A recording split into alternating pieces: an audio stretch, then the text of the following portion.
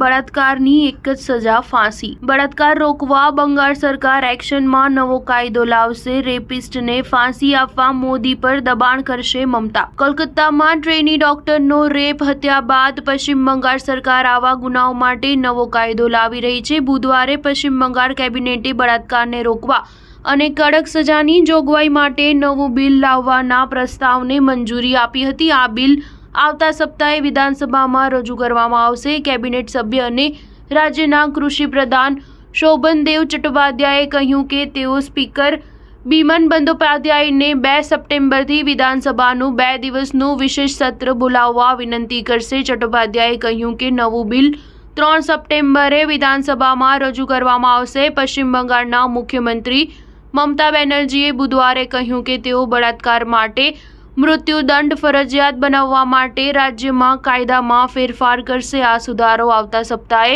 વિધાનસભામાં પસાર કરવામાં આવશે. બળાત્કારની એક જ સજા હોવી જોઈએ, ફાંસી. મમતા પોતાની પાર્ટીની વિદ્યાર્થી વિંગના સ્થાપના દિવસ પર કાર્યક્રમને સંબોધિત કરી રહી હતી. મમતાએ વધુમાં કહ્યું કે તૃણમૂલ કોંગ્રેસ બળાત્કારીઓને ફાંસીની સજા આપવા માટે કેન્દ્ર પર દબાણ લાવવા માટે 31 ઓગસ્ટથી આંદોલન શરૂ કરશે. મમતાએ કોલકાતામાં એક રેલીમાં કહ્યું કે કેટલાક લોકોને લાગે છે કે આ બાંગ્લાદેશ છે. હું બાંગ્લાદેશને પ્રેમ કરું છું. તેઓ આપણી જેમ વાત કરે છે અને આપણી સંસ્કૃતિ પણ સમાન છે.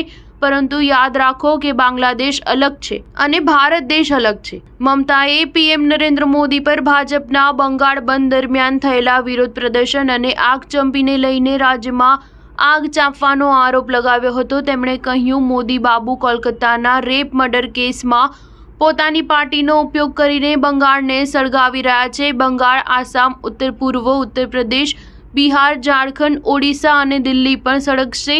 અમે તમારી ખુરશી પાડી દઈશું. મમતાના આ નિવેદનને લઈને આસામના મુખ્યમંત્રી હિમંતા બિસ્વા શર્માએ તેમના પર નિશાન સાધતા કહ્યું કે તમારી આસામને ડરાવવાની હિંમત કેવી રીતે થઈ.